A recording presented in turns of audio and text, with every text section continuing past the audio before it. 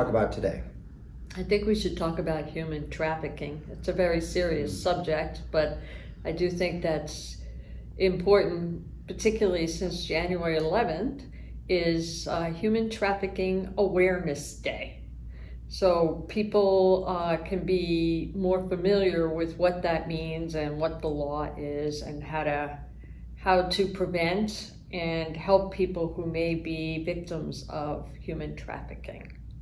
So Susan, a couple things. First of all, what is human trafficking? And second, how is that applicable to lawsuits? Well, there's two parts to that. The first part is human trafficking is defined by federal law now. There was a law passed in 2000 that really defines what it is. So briefly, it is what it sounds like. There's circumstances where people find themselves in a situation in which they are powerless to make changes about what's happening. So they may be people that are already vulnerable in the community, of course, who end up getting in circumstances where they are either being held against their will and have to work for very little and are not really in control of what they do. Or the other examples, which are also terrible, is they are sex trafficked.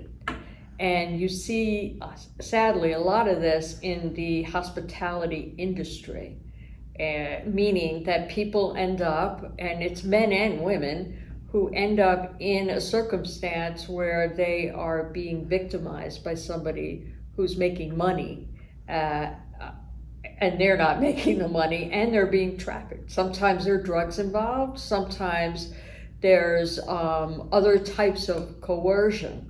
Right? So it might be threats to your family members. It might be threats to you. Do what I say or we're going to hurt you. And they're afraid to come forward because of the circumstances of how they got there. So the second part of that is that those are crimes. In addition to potentially being prosecuted, the traffickers, sometimes the place where it happens also has legal responsibilities for what's happening under their supervision, with or without their knowledge. So, for example, in a hotel, there may be traffickers running through the rooms with bringing people in for the sex trafficking, and the hotel looks the other way. That's an example where there may be not necessarily criminal liability, but there could be civil liability because those individuals who are in the hotel management may have had many opportunities to sort of stop and take a look what's going on.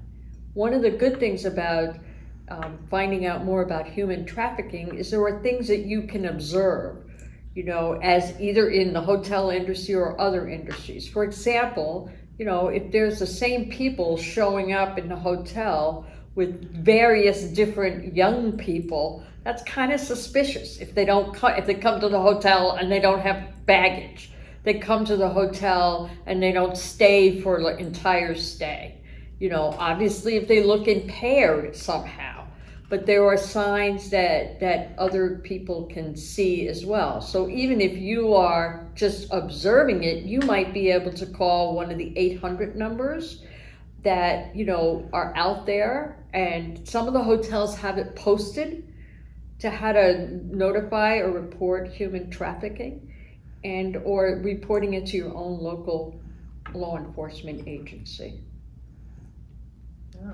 That's a lot of useful information. Yeah, if you're very interested in this, you can Google it, right? It could be Human Trafficking Awareness Day, and you can find out a lot of specific information as to what you could do.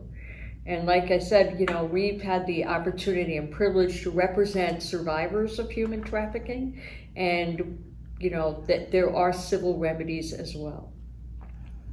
Thank you, Susan. You're welcome. My pleasure.